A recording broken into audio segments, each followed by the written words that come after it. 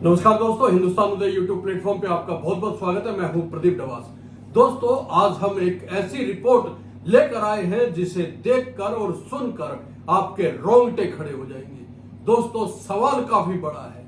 अगर महाकुंभ में हुई भगदड़ में कितने लोगों की मौत हुई थी, इस पे अगर हम बात करें तो योगी आदित्यनाथ की सरकार ने दावा किया था कि प्रयागराज महाकुंभ मेले में जो भगदड़ हुई थी उसमें 37 लोगों की मौत हुई थी। लेकिन बीबीसी ने इसे लेकर बड़ा खुलासा कर दिया है। बीबीसी का कहना है कि उसकी गहन रिपोर्ट कहती है कि 37 नहीं, कम से कम 82 मौतें हुई थी। तो क्या उत्तर प्रदेश सरकार ने महाकुंभ जैसे धार्मिक आयोजन में हुई मौतों का आंकड़ा छुपाया? क्या गरीब, मजबूर और बेबस तीर्थयात्रियों की लाशों पर राजनीति हो रही है? आज हम आपको दिखाएंगे और बताएंगे वो सारे तथ्य, वो सारे दस्तावेज और वो सारे सवाल जो सत्ता की चुप्पी तोड़ते हैं। सबसे पहले हम आपको बता दें कि कुंभ मेले में असल में हुआ क्या था। हम आपको बताएं कि 29 जनवरी 2025 को मौनी अमावस्या के दिन प्रयागराज के संगम घाट पर लाखों श्रद्धालु एक साथ स्नान के लिए इकट्ठे हुए थे। रात 1:10 से 1:30 के बीच संगम के नोज पर भगदड़ मची। सरकारी आंकड़ों के मुताबिक 66 लोग भगदड़ की चपेट में आए, जिसमें से 30 लोगों की मौत हुई। बाद में बताया गया कि बाकी 7 लोग अलग अलग स्थानों पर मरे हैं, यानी कि मौतों का कुल आंकड़ा 37 हो गया। लेकिन यहीं से झूठ और सच की लड़ाई शुरू होती है। अब हम आपको बताते हैं कि बीबीसी की रिपोर्ट क्या कहती है। बीबीसी ने 50 से ज्यादा जिलों में जाकर 100 से अधिक पीड़ित परिवारों से बात की। इस पड़ताल में 26 ऐसे परिवार मिले जिन्हें 5 लाख कैश दिए गए, लेकिन उनके मृतकों का कोई रिकॉर्ड सरकारी सूची में नहीं है। यानी सरकार कहती रही 37 मौतें, लेकिन बीबीसी को 82 मौतों के सबूत मिले, और यह केवल वो 82 है जिनके उनके पास सबूत है। पोस्टमार्टम रिपोर्ट, अस्पताल की स्लिप, मृत्यु प्रमाण पत्र जैसे सबूत। जो सबूत नहीं दे सके उनको इस गिनती में नहीं जोड़ा गया है। तो दोस्तों, अब सवाल यह उठता है कि कैश में पैसे क्यों दिए गए। दोस्तों, सबसे बड़ा यही सवाल है।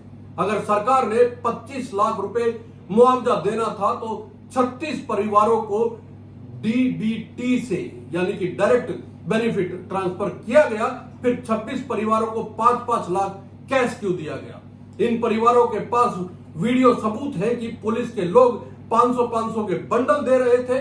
तो क्या रकम सरकारी खजाने से नहीं आई थी या कोई और स्रोत था?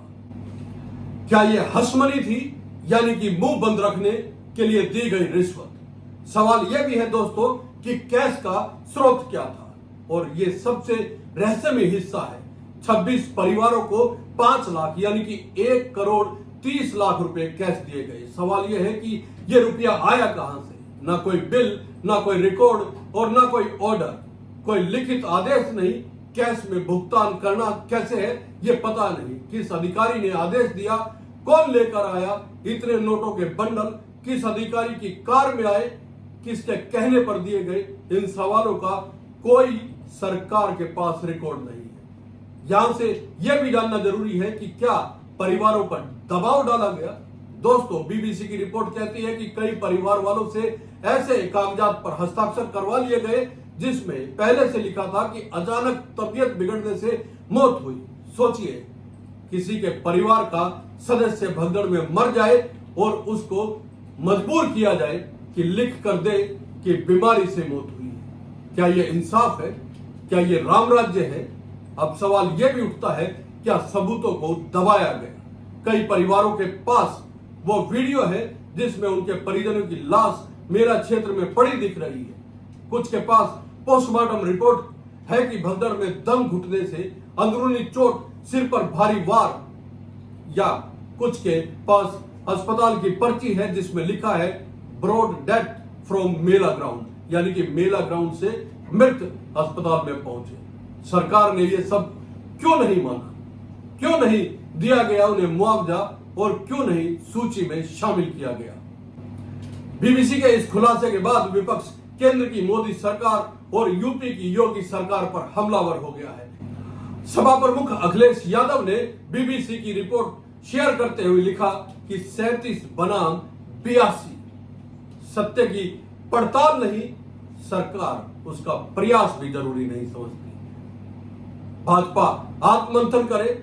जो लोग मृत्यु पर झूठ बोल सकते हैं वो कुछ भी कर सकते हैं, ये अखिलेश यादव लिखते हैं। अखिलेश यादव ने कहा कि सदन में झूठ बोला गया, मौतों की संख्या छिपाई गई, नकद देने का नियम क्या था, पैसे कहां से आए, कैश बांटने का आदेश किसने दिया, मृत्यु की वजह जबरन बदली गई, क्या यह सिर्फ लापरवाही है या अपराध। उधर कांग्रेस ने भी दोस्तों इस मामले पर अपनी प्रतिक्रिया दी है।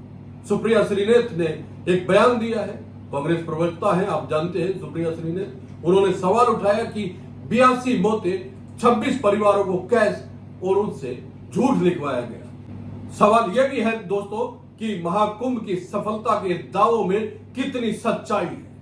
सीएम योगी आदित्यनाथ ने विधानसभा में कहा था कि कुंभ का सफल आयोजन विश्व में गूंजेगा। 7,000 करोड़ रुपए से ज्यादा का खर्च, 66 करोड़ श्रद्धालु। लेकिन क्या यह सफलता थी जब सैकड़ों परिवारों को अपने प्रियजनों की मौत पर चुप करवा दिया गया, जब मरने वालों की गिनती भी नहीं की गई, जब 5 लाख के नोटों के बंडल देकर मुंह बंद करवा दिया गया। क्या अब उस आयोजन को सफल कहा जा सकता है? ये आप बता सकते हैं दोस्तों। अब तो यह पूछना भी जरूरी हो गया है कि क्या ये जवाबदेही कोई लेगा? क्या सरकार इस रिपोर्ट की जांच करवाएगी? क्या मृतकों की नई सूची बनेगी? क्या उन 26 परिवारों को अब कानूनी मुआवजा मिलेगा? क्या जिन अफसरों ने झूठ लिखवाया उनके खिलाफ कार्रवाई की जाएगी? क्या जो लोग 5 लाख लेकर चुप है अब वो सामने आएंगे या फिर सब दब जाएगा? क्योंकि सत्ता के पास ताकत है और जनता के पास सिर्फ आंसू। दोस्तों ये रिपोर्ट कोई राजनीतिक हथियार नहीं है, ये सवाल है इंसानियत का, सच्चाई का, जवाबदेही का। अगर महाकुंभ जैसे पवित्र आयोजन में भी मौतों को गिना नहीं गया और गरीबों को कैश से चुप करा दिया गया तो फिर राम राज्य नहीं झूठ राज्य है। इस वीडियो को ज्यादा से ज्यादा शेयर करें ताकि उन 82 परिवारों की आवाज बनकर गूंज सके। और कमेंट कीजिए, कमेंट बॉक्स नीचे है दोस्तों, ताकि हमें लगे कि हमने जो मेहनत की है वो आप तक पहुंची है। और ये वीडियो अगर आपको अच्छा लगा है तो लाइक करना ना भूलें और चैनल को सब्सक्राइब कीजिए। जय हिंद, नमस्कार।